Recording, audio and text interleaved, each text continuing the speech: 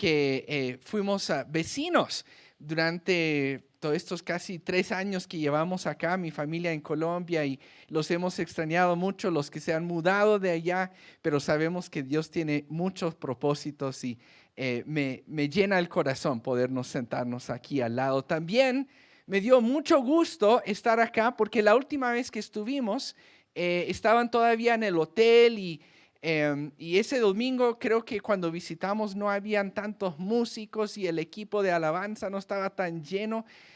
Sí me quería verte, Nati, tocando batería de nuevo, que me gustó mucho la otra vez, pero esta vez la energía, la pasión me llenó mucho el corazón. Son una iglesia bendecida por este equipo de alabanza que tienen, realmente sí, amén. Y me fascinó que los niños acá eran los primeros adoradores, ¿verdad? Yo sé que salen a su tiempo, pero me gustó verlos ahí, todos cantando y moviéndose y adorando al Señor. Y lo único es que yo no me movía mucho, es porque ayer salí de senderismo. Anduve varias horas con una mochila puesta y nos metimos con un amigo. Me gusta la naturaleza y conocer nuevos sitios y nos metimos horas y horas y horas. Y yo, bueno, cuando llegué a la casa andaba así adolorido por acá y las piernas y adolorido por todos lugares. Y mi esposa me dio una mala noticia, me dice, es que tienes una condición que se llama cejuela. Le digo, ¿qué? Me dice, sí, cejuela juventud, ya no das para eso, ya pagas el precio más. Entonces hoy estoy un poquito todavía adolorido, pero con el corazón lleno de gozo de poder servirle al Señor, de poder estar acá con ustedes. Les traigo también saludos y bendiciones de parte pues de mi familia, mi esposa, mis hijas. No me acompañaron hoy porque el domingo pasado abrimos una nueva sede en Cajicá.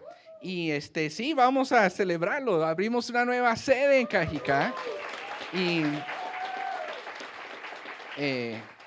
Y no, el Señor no me ha llamado a pastorear en esta época de nuestra vida, más bien es de levantar líderes, de apoyar y de reproducir y de multiplicar líderes dentro de Colombia y más allá. Entonces mi esposa hoy está apoyando la nueva obra con mis hijas, pero les manda muchos saludos y de hecho nuestra familia de la iglesia de la cual soy parte se llama Metodistas Libres y ellos les mandan saludos desde las 20 iglesias que ahorita hay en el país, les mandan muchos saludos y están orando por ustedes también. Amén.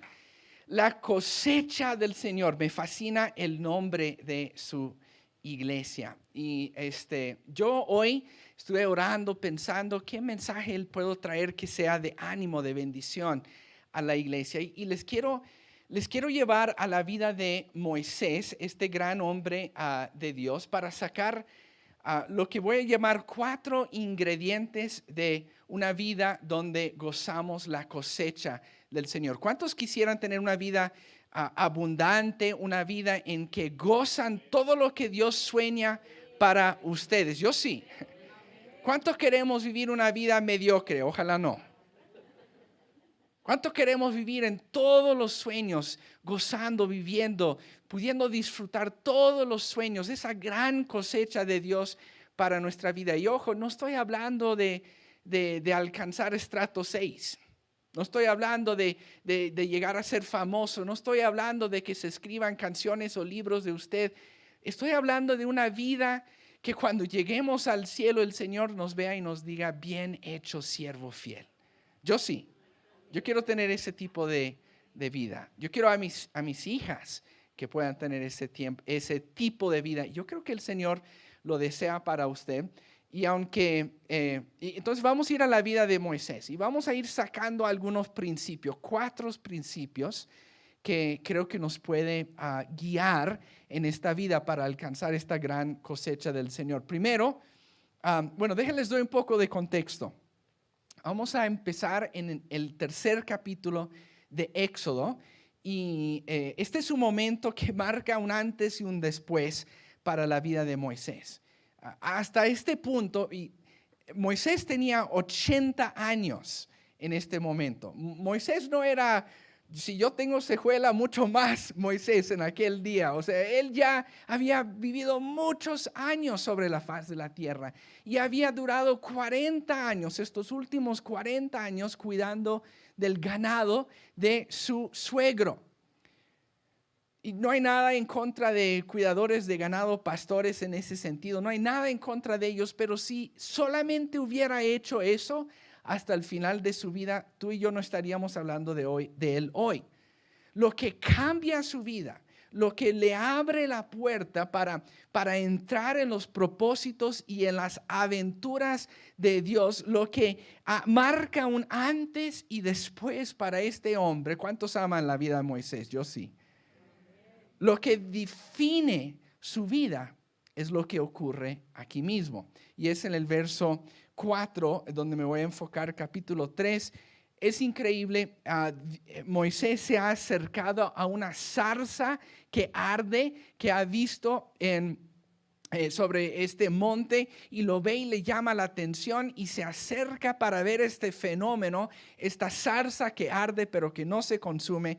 Verso 4, solamente miren conmigo este versículo, dice esto: cuando viendo Jehová que él, Moisés, iba a ver, los llamó Dios de entre medio de la zarza y dijo simplemente esto: Moisés, Moisés. Repitió su nombre 2 veces.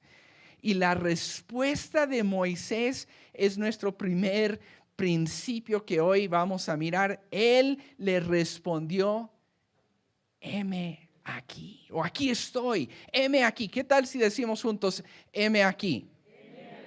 Heme aquí.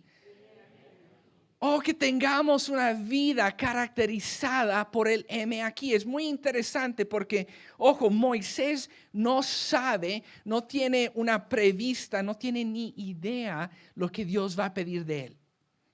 En este momento Dios no le ha dado por escrito las indicaciones, no le ha avanzado lo que viene. Moisés simplemente escucha su nombre de Dios y responde con lo que yo llamaría, es como una apertura, es una disponibilidad valiente a Dios.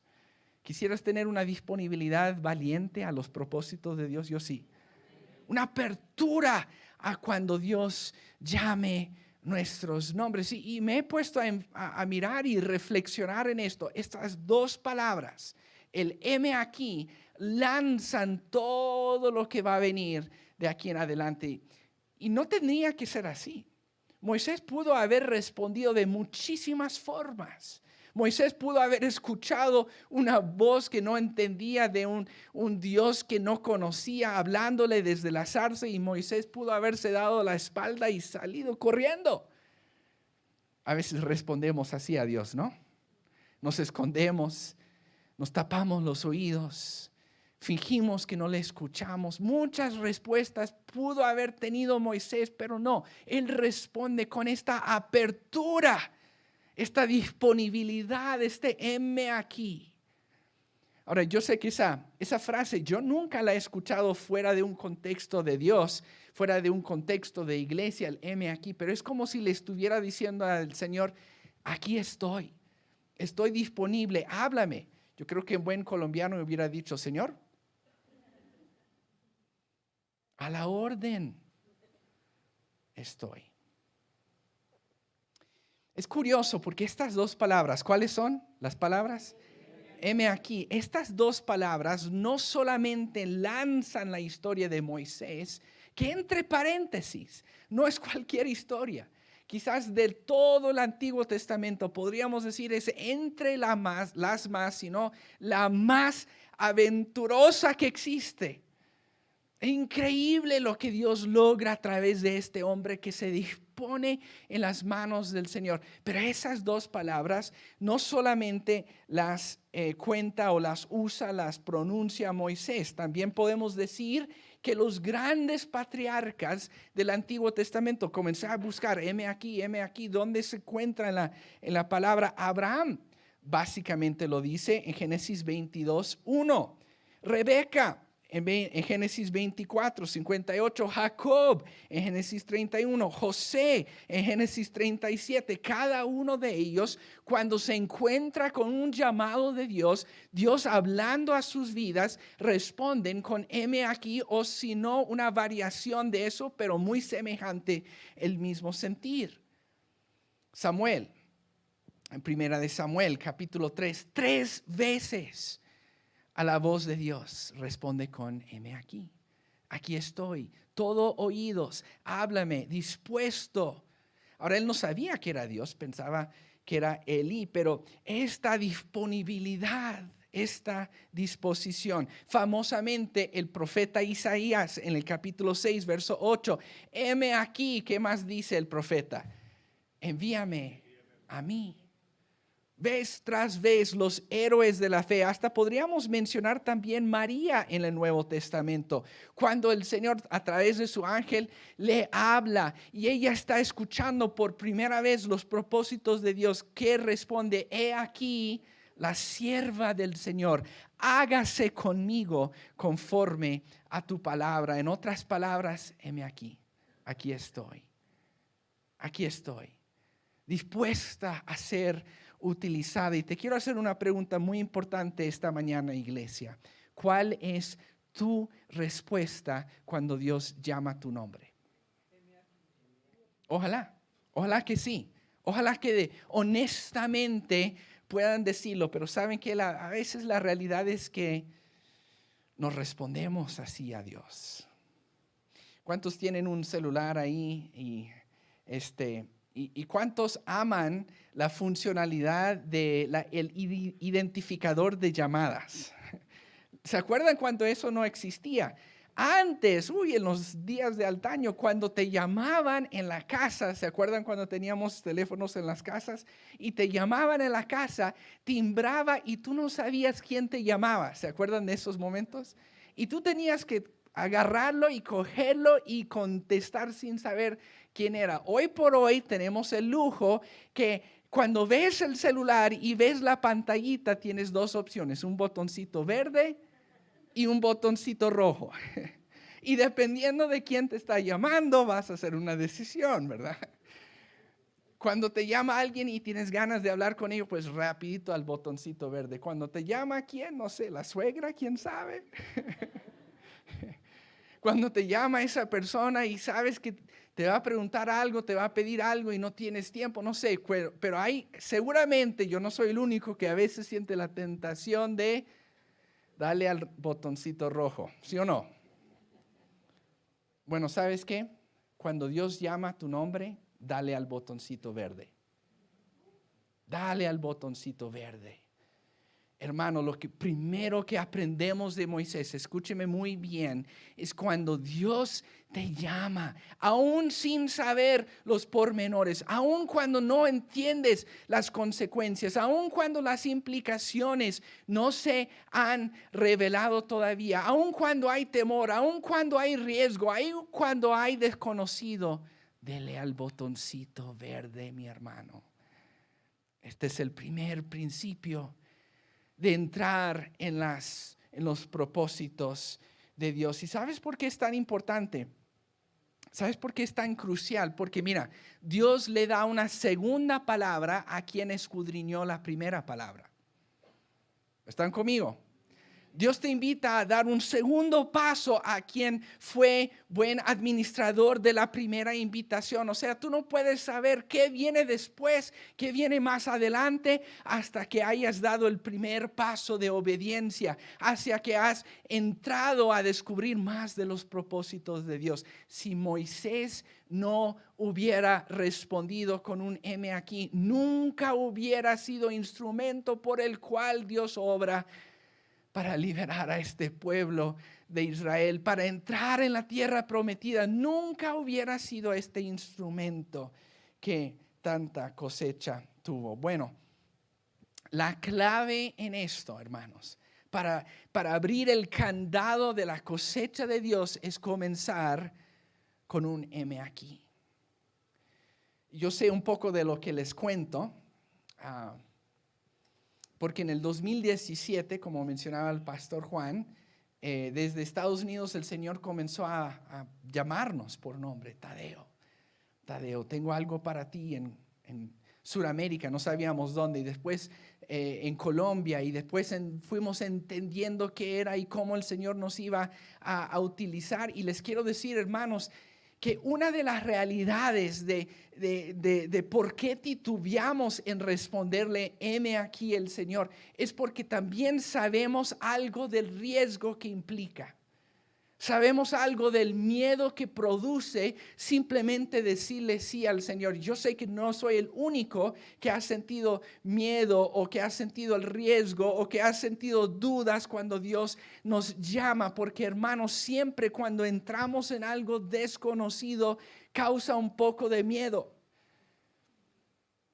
Comenzamos a hablarle a la gente, no, sí, yo creo que Dios nos está llamando a ir a Colombia a vivir. Y la gente nos decía, uy, es cierto, Colombia, de verdad. Y Pablo Escobar no sigue andando por allá. Y no es muy riesgoso. Y van a llevar sus hijas de ojos azules y van a ir a mudarse, a hacer su vida allá. ¿Y cómo les va a ir? ¿Y qué tal si no les gusta la comida? ¿Y qué tal si les va difícil? ¿Y qué tal si hay algún riesgo? Y les decía, pues claro, hay riesgo. Siempre hay riesgo en seguirle al Señor. Pero yo confío más en el poder de nuestro Dios que en los riesgos que pueden existir. Claro que sí. Y saben que hay riesgo donde quiera que estés y en cualquier momento. Hay riesgo tomándote una ducha en la mañana. ¿Sabes cuánta gente se muere resbalándose en la ducha? Hay riesgo en todo el mundo, pero yo tengo una filosofía y la filosofía es este: el lugar más seguro que puedes estar es absolutamente al centro de la voluntad de Dios. Entonces, ¿sabes qué? Entrémosle a riesgo. Entrémosle al riesgo. Y sabes que te voy a decir una cosa más. Entre más vivo, más confirmo esto. Todo lo significativo comienza dando susto. ¿Es cierto eso? Sí. Todo lo significativo, todo lo que con el tiempo vale la pena, al comienzo produce miedo. Produce susto. Y hasta cierto punto, entre más te tiemblan las rodillas cuando Dios te llama, más quiere Él hacer contigo. Así que heme aquí, iglesia, que sea nuestra respuesta. ¿Cuántos dicen amén? Amén. Heme aquí, que sea nuestra actitud frente a los llamados del Señor. Pero ahora, bueno, yo quiero ir a este segundo paso. Y este segundo paso, segundo principio que nos enseña Moisés, viene del mismo capítulo 3, vamos a mirar el verso 11, si me ayuda el equipo técnico, 10 y 11 mejor, versos 10 y 11. Y esto es interesante porque Dios le dice a Moisés le dice, heme aquí, y luego Dios comienza a explicar sus propósitos. Por primera vez le da como una definición más concreta de lo que le está pidiendo. Y le dice esto: Moisés, ven, porque ahora... por tanto, ahora y te enviaré a Faraón para que saques de Egipto a mi pueblo, los hijos de Israel. Mire la respuesta de Moisés. Entonces Moisés respondió a Dios: ¿quién soy yo? Diga eso conmigo. ¿Quién soy yo? ¿Quién soy yo para que vaya a Faraón y saque de Egipto a los hijos de Israel? Ahora, podemos bajar el texto un momentito. ¿Quién soy yo? ¿Cuántos pueden ser honestos y confesar que a veces han peleado con Dios? Que a veces han protestado con Dios. Que cuando Dios les dije, te voy a enviar, te quiero invitar a dar un paso, te voy a llamar a dar un nuevo paso de obediencia, lo primero que hacemos es peleamos con Él. ¿Quién soy yo para eso? ¿Quién soy yo para ser un adorador? ¿Quién soy yo para predicar por primera vez? ¿Quién soy yo para orar con el vecino? ¿Quién soy yo para proclamarte en la calle? ¿Quién soy yo para ser utilizado por ti. Ahora, Moisés comenzó todo noble y virtuoso. Heme aquí. Ahora no. Ahora le titubean le tiemblan las rodillas un poco. Y es comprensible porque Faraón de todo el mundo era el hombre más poderoso que existía.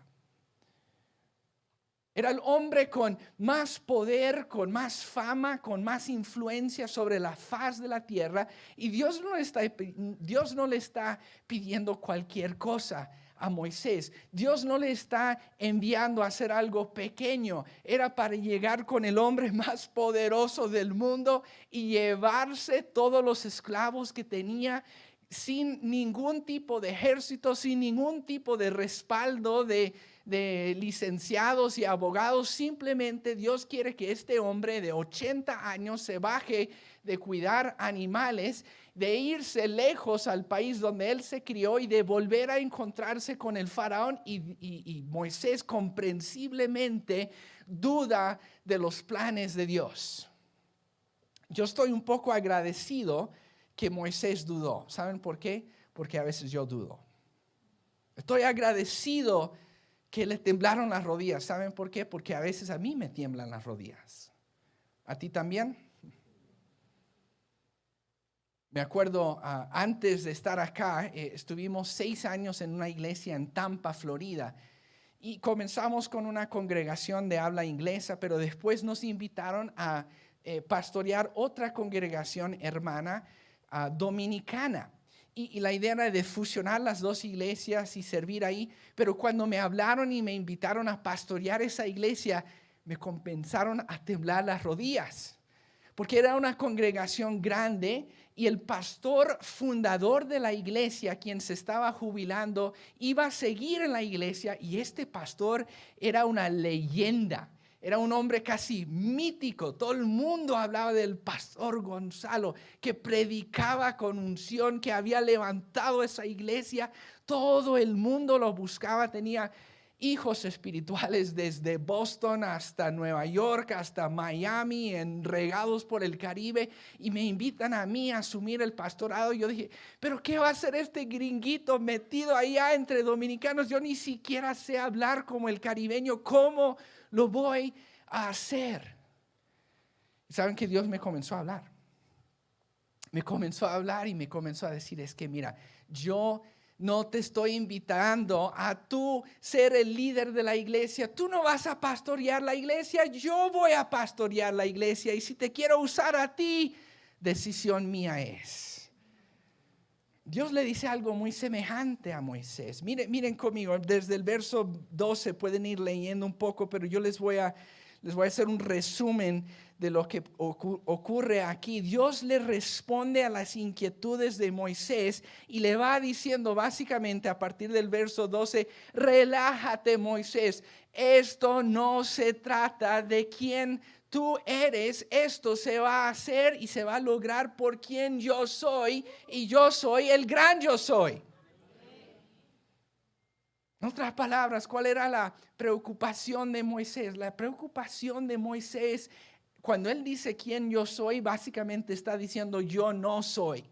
Yo no soy suficiente para la tarea que tienes. Yo no tengo lo necesario. Yo no tengo la preparación. Yo no tengo las cualidades. Yo no reúno las cualidades y las virtudes para lograrlo. Y Dios le dice, es que Moisés, yo lo voy a hacer, pero por mi fuerza, no por la tuya. Yo lo voy a lograr por mis cualidades, no por las tuyas. Y mi iglesia, hermanos, mis hermanos, yo les quiero decir con toda la convicción del mundo que cuando Dios te invita, Él no necesita tu preparación, Él no necesita tus talentos, Él no depende de tus recursos, Él tiene todos los recursos que necesita. Él necesita solamente una cualidad, ¿sabes cuál es? Disposición. Corazón dispuesto. Un corazón que no se paraliza por la insuficiencia. ¿Saben que a veces nos descalificamos nosotros mismos? No, pastor, es que soy muy joven, soy muy viejo, no tengo la necesaria educación, no me he preparado para eso. Moisés de ahí en adelante comienza a dar todas las razones por las cuales él era insuficiente. Es que soy tartamudo, se me enredan las palabras. Dios, yo no creo que soy el hombre para eso, porque si me preguntan quién me envió, ni siquiera conozco tu nombre. ¿Cómo voy a explicarles? Él da toda la lógica de por qué él no era suficiente. Y mi hermano, la única razón que Moisés llega a tener la cosecha, a disfrutar la abundancia de Dios, es porque no se dejó paralizar con la insuficiencia del quién soy yo. ¿Están conmigo? En otras palabras, ¿qué nos enseña primero Moisés? Comenzar con heme aquí. No paralizarnos con el quién soy yo y continuar hacia adelante confiando en las cualidades y en los recursos de nuestro Señor. Bueno, vamos bien, hermanos. ¿No se están cansando? ¿En victoria están aprendiendo algo? Amén. Ok, vamos al tercer punto. El tercer punto, vamos a saltar 2 capítulos. Vamos a ir a Éxodo 5 y vamos a ver el verso 22 en un momentito, porque este tercer principio que vamos a mirar ahorita para mí es uno de los más poderosos. Para mí es uno de ellos que más me habla al corazón. Es un principio, una verdad que creo que nos puede Dios ministrar mucho en esta mañana y tiene que ver con lo que ocurre después de la obediencia inicial de Moisés. Moisés va con Dios, Dios le dice, te voy a enviar a Faraón, primero pelea, protesta, pero finalmente él obedece. Y ustedes saben la historia, cuando llega a Egipto, de alguna forma, no sabemos cómo, él logra una cita con el hombre más poderoso del mundo. Su hermano Aarón lo está acompañando y van y comienzan a hablar con el faraón y le dicen tal cual o en obediencia lo que Dios les pidió decir. Y ellos proclaman y piden y dan este paso de fe y declaran lo que Dios puso en sus labios. Y cuando lo hacen, el resultado no fue el esperado. Cuando lo hacen, cuando caminan en fe, cuando dan este primer paso de obediencia, en vez de libertad, consiguen más trabajo pesado para su pueblo. En vez de lo que esperaban y querían y anhelaban, reciben todo lo contrario. En vez de libertad, reciben ahora el trabajo de hacer ladrillos sin paja. Y es como si Moisés se presentara ante el faraón y le dice, mira, Dios me está enviando para que el pueblo de Israel salga de acá. Y el faraón como que se cruzara los brazos, se ríe de él y dice, ¿quién tú te crees? Y Moisés le dice, pues yo también tenía la misma pregunta para Dios, pero bueno, ¿quién tú te crees? Para que aprendas a no meterte conmigo. Salga de mi presencia, más trabajo para ese pueblo, libres no quedan más en cautiverio que nunca. Y saben que los capataces se enojan con Moisés. Ahorita vamos con el versículo, no se preocupen. Los capataces se enojan con él y se quejan con él. Y en este momento tan bajo y en este momento de tanta aflicción y en este momento de que las cosas simplemente no van bien, Moisés nuevamente se presenta ante Dios y dice lo siguiente. Pongamos verso 22. Moisés se volvió a Jehová y le dijo, Señor, ¿por qué afliges a este pueblo? Esta es la parte clave. ¿Para qué me enviaste? Dígalo conmigo. ¿Para qué me enviaste? Sinceramente aquí, el pastor Juan va a cerrar sus ojos. Cierre sus ojos, pastor Juan. No vea. ¿Quién se ha preguntado para qué me enviaste, Dios? En algún momento de sus vidas. ¿Lo han preguntado? No se preocupen, el pastor Juan no les está mirando. Ahora sí puede abrir sus ojos, pastor Juan. Nadie levantó su mano. No es cierto. Algunos. ¿Para qué me enviaste? Se identifican con este hombre, Moisés, en este momento tan difícil. Mira, escuche, recordamos, él obedeció Pero de mala gana, él obedeció, pero inconvencido, él obedeció por fe en el Señor, su cuerpo no queriendo, su espíritu no queriendo, con todas estas dudas, obedece y cuando llega allá, le va malísimo. Al comienzo, le va malísimo al inicio. Y hay esta reacción tan humana, tan normal para nosotros como humanos, que dice Dios, es como si le dijera Dios, te lo dije que esto era una mala idea. Te lo avisé, Señor. Yo te dije allá en ese monte que quién yo era. ¿Ya ves, Dios? ¿Cómo salió? No sé si le ha ocurrido algo semejante a usted. Pero cuando da un paso de acercamiento al Señor. Ahora, hay un spoiler. La historia sale bien, ¿ok? Tengamos eso presente. Pero no quiero saltarme al bien. Porque en el medio, en el transcurso de la historia, hay momentos cuando pareciera que las cosas no iban a salir bien. Y en este momento, cuando él obedece, hablando de cosechas, es como si las primicias fueran muy amargas.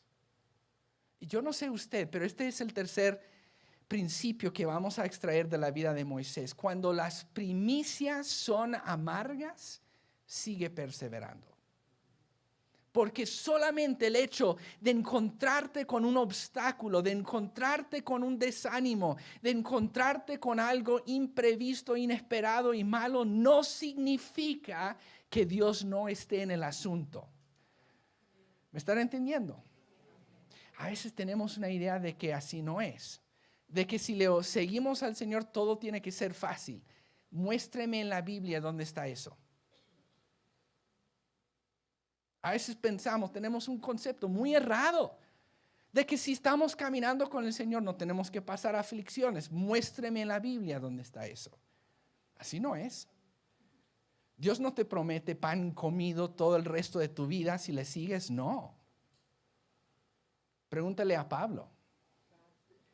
La cárcel, con la cadena, como náufrago en un barco que se hunde, que se sale de ahí, le pica la serpiente ahí. Pregúntale a Pablo si es fácil a veces seguirle al Señor. A veces tenemos una idea. ¿Saben cómo es? Es como si fuera Dios, nos imaginamos a Dios como una de estas máquinas expendedoras, ¿verdad? Como si de estas que venden gaseosas o cualquier cosita, pero nos lo imaginamos así, como una máquina de expendedoras cósmica y nosotros metemos nuestra fe, metemos nuestra declaración, metemos nuestra obediencia y cuando aplastamos tiene que salir la bendición, tiene que salir la promesa en el momento, de la forma exactamente como queremos. Dios no trabaja así. Dios pide algo más de nosotros. Dios pide que perseveremos aun cuando la primicia es amarga.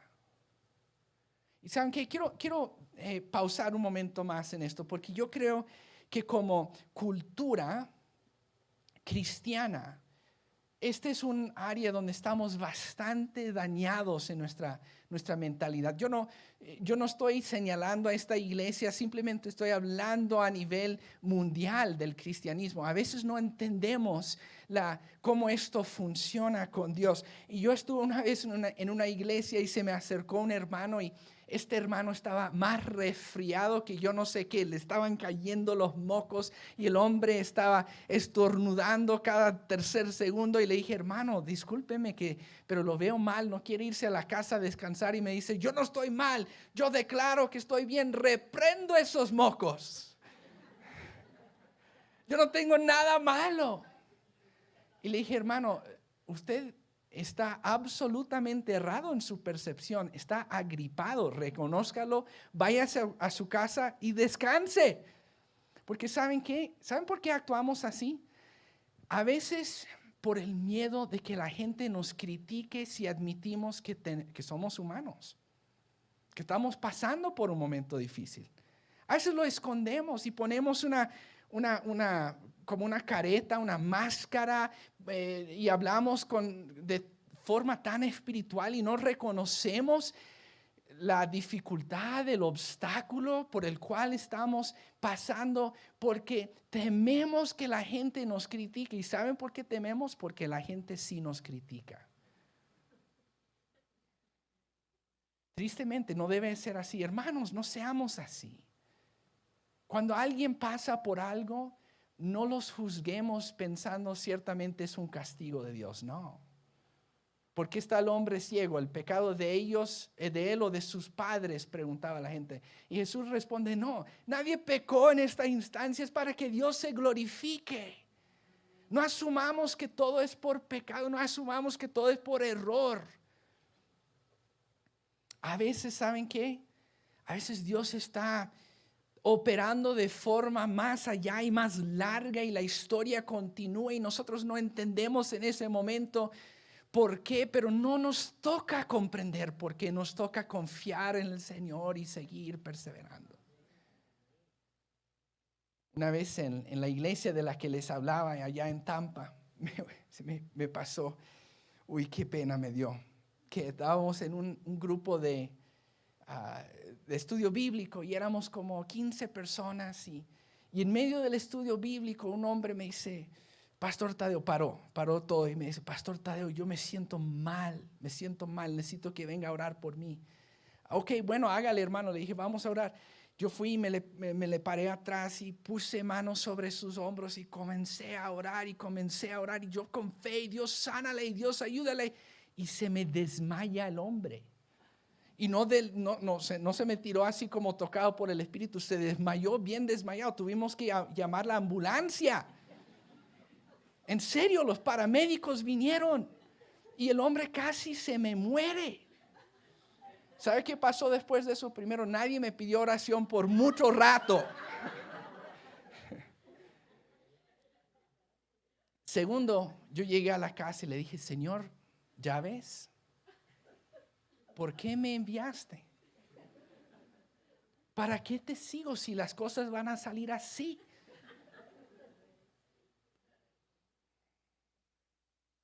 Moisés bien pudo en ese momento, pudo haber peleado, bueno, lo hizo, pero pudo haber tirado la toalla, pudo haber colgado ya los tenis, ahí dicho, ya hasta aquí llegué. Ese día en la iglesia yo pude haber dicho, ya pues ya nunca más oro por la gente. Tu tentación va a ser la misma. Cuando la primicia es amarga, cuando no te fue bien, cuando predicaste por la primera vez y la gente se quedó ahí dormida, tú vas a decir, yo no sirvo para esto. En serio, ¿qué pasaría si el primer domingo que te atreves a diezmar, ha sido todo un proceso y llegaste a la iglesia y conociste al Señor y con tu cónyuge se decidieron vamos a diezmar y no saben cómo van a pagar todos los recibos y cómo van a cubrir sus deudas y cómo van a hacer todo, pero se han tomado este paso de diezmar? ¿Qué pasará si diezmas el domingo y cuando llegas a tu casa el lunes te llega un recibo inesperado? Dirías, así no tiene que funcionar. Tenía que caer platica del cielo, no un recibo. ¿Te temblarían las piernas de tu fe? ¿Te pondría a prueba esa decisión? Claro. Porque de alguna forma hemos llegado a pensar que así funciona. Que damos un paso y Dios nos colabora. Que damos un paso y en reciprocidad Dios tiene que obrar. Ahora, lo que dijo su pastor es muy cierto. A largo plazo, uno nunca puede darle a Dios más de lo que Dios le da a uno. Eso lo creo completamente. Tu obediencia al Señor a largo plazo siempre vale la pena. Pero a corto plazo vendrán pruebas y dudas. Y ese corto plazo a veces llega hasta el final de la vida. Y tenemos que esperar a ese momento cuando en la gloria del Señor la corona es nuestra recompensa Y esa recompensa suficientemente gloriosa que nada se puede comparar con ella. Hermanos, perseveremos cuando las primicias son amargas. ¿Está conmigo? Hace 2 semanas, una de las parejas a quienes más respeto del mundo, un pastor, su nombre es Keith Coward. Este pastor es uno de los pastores más conectados con el Señor que jamás he conocido. Y su esposa, pero escucha del Señor, escucha del Espíritu Santo, habla, tiene una conexión, una intimidad con Él. Y yo diría, esta es la pareja tan modelo para mí. Es una pareja ejemplar en todos los sentidos. Hace 2 semanas, su única nieta de 16 meses murió en la cuna. Llegaron en la mañana los papás y la nieta muertecita.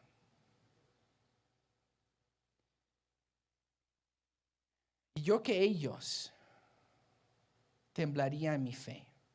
Yo que ellos pelearía con Dios. Yo con ellos le diría, Señor, así, ¿cómo vamos a ser nosotros, tus siervos, ejemplificando, modelando, guiando, liderando a este pueblo que nos mira? Y el pueblo nos va a mirar y nos va a señalar y nos va a criticar y nos va a decir, si tú le sirves a Dios y tu Dios permite que eso pase, entonces, ¿por qué lo vamos a servir? Y esta gente, yo tuviera quizás alguna de esas preguntas, pero esta gente, igual que Moisés, vamos a ver que no tiran la toalla de su fe, no agachan la cabeza derrotados, sino que ellos caminan en victoria, admiten el dolor, admiten la angustia, pero ellos están ahí al frente predicando un Dios quien a lo largo del tiempo y en el tiempo kairos del Señor revelará con su corona que todo esto, toda angustia ni siquiera se compara con los galardones que Dios tiene preparado.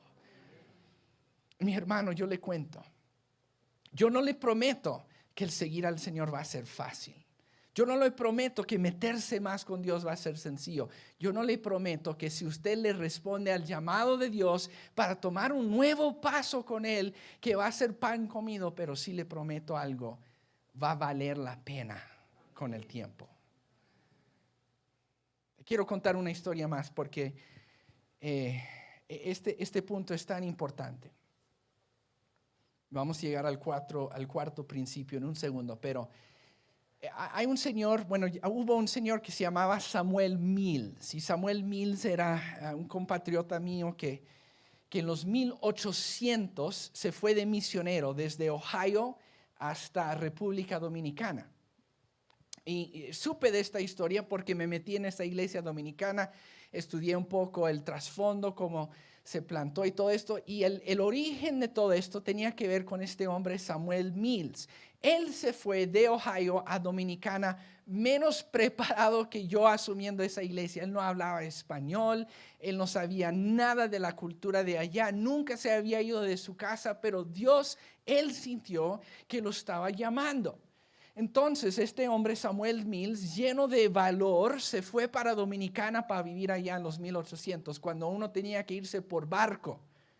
Llegó allá y lleno de celos, lleno de fe, llenos de todas las buenas intenciones, comenzó su trabajo misionero. Y trabajó 1 mes y 2 meses y 5 y 10 y todo un año. Y cuando llenó su reporte al final del año y lo envió a su sede que lo estaba cubriendo, había una pregunta: ¿cuántos convertidos este año llegaron a los pies de Cristo? ¿Y saben qué número puso este hombre Samuel Mills? Después de todo un año, 0. Y yo no sé tú, pero si yo le sirvo y le trabajo y le obedezco al Señor todo un año y no hay nada por mostrar, le diría: ay Dios, ¿para qué me enviaste?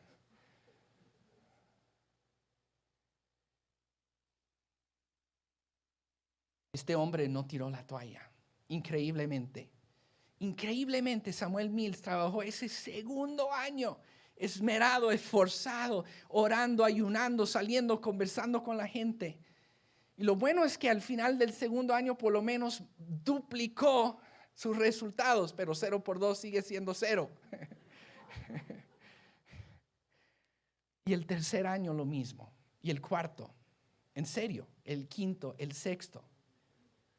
Después de 7 años, este hombre Samuel Mills reportó su primera conversión. Yo no sé cómo él no se había ido en estos 7 años, pero perseveró. Estuvo tan seguro que Dios lo había llamado que cualquier cantidad de premisas amargas no lo iban a detener. 7 años, una conversión. Ahora, lo que descubrí hace poco fue una parte de la historia que no conocía. Pero esa mujer que después de 7 años conoció al Señor, ¿sabe qué le pasó? La mataron por convertirse. Y si él no tenía dudas antes de eso, si él no quería tirar la toalla y coger un barco y volverse a Ohio después de esa séptima, de su única mujer cristiana matada, yo no sé cómo ese hombre no se dio por vencido. Yo oro que Dios no te cause, no te haga pasar por tantas pruebas como él. Pero este hombre increíblemente estuvo tan enfocado en el Señor, igual que Moisés después de un tiempo, tan enfocado en el Señor que perseveró. Y al otro año se convirtió en una persona y dos y formaron un grupito y nació una iglesia. Y él, Samuel Mills, después de esto un tiempo, él murió allá en Dominicana. Pero hoy por hoy esa iglesia inicial comenzó a multiplicar. Hoy por hoy hay 29,000 personas en Dominicana que no serían cristianos si no fuera por la perseverancia de ese hombre. No te prometo que la primicia será siempre dulce, pero sí te prometo que si perseveras, hermana, hermano, Dios Dios nunca se avergonzará por lo que da por tu obediencia. Siempre esto con el tiempo hará que nosotros digamos fue la buena y la correcta decisión seguirle. Quiero decirles que este hombre Moisés también nos da este mismo ejemplo. Pelea con el Señor, él se duda, él le grita, se ventila con el Señor, ¿por qué me enviaste? Pero cuando Dios sigue tratando con él, este hombre Moisés sigue siendo fiel, y después de 10 capítulos y 10 plagas y después de un mar abierto y que la gente camina por un camino seco, llegamos a un punto donde quiero ir terminando, y este es el punto de Éxodo 15, verso 1. De hecho, vamos a proyectar versos 1 al 3, por favor. Y este es el último principio. Moisés, quien comienza con un M aquí. Moisés, quien no se paraliza con un quién soy yo. Moisés, quien persevera por qué me enviaste, llega a este cuarto principio en el verso en el capítulo 15, donde esto sucede. Entonces dice, cantó Moisés y los hijos de Israel este cántico al Señor Jehová. Y ojo, lo están cantando al otro lado del mar, donde Dios acaba de ahogar al ejército más poderoso del mundo, donde les acaba de dar su libertad, donde por primera vez están ya parados sobre una tierra donde pueden ver desde su perspectiva la fidelidad de Dios, el cumplimiento de las promesas, el cumplimiento de sus promesas para sus vidas. Y aquí dicen, entonces cantaron y dijeron, yo cantaré a Jehová, porque Él se ha magnificado grandemente, ha echado en el mar el caballo y al jinete. Jehová es mi fortaleza y mi cántico, y ha sido mi salvación. Este es mi Dios, y yo le alabaré, y alabaré al Dios de mi Padre, lo enalteceré. Jehová es varón de guerra, Jehová es su nombre. ¿Quieres cantar algún día de la fidelidad de Dios? Yo sí. Y el cuarto principio es esta, iglesia. El que persevera llegará al final de sus días a poder junto con Moisés decir: ahora yo cantaré. Yo cantaré, que no fueron por mis fuerzas, que no fueron por mis conocimientos, no fueron por mis recursos, sino por el Dios quien es el gran yo soy, que estoy viendo sus promesas cumplidas, estoy viendo su palabra cumplida en mi vida, y hoy puedo ver que todo valió la pena. Yo cantaré. Hermanos, yo anhelo esto por cada uno de nosotros. Anhelo que podamos pararnos frente a Él y dar un buen testimonio y decir: canto, no porque esté convencido de algo, pero porque ahora lo estoy viendo con mis propios ojos. Hermanos, les quiero invitar a que se pongan de pie un momento. Y quiero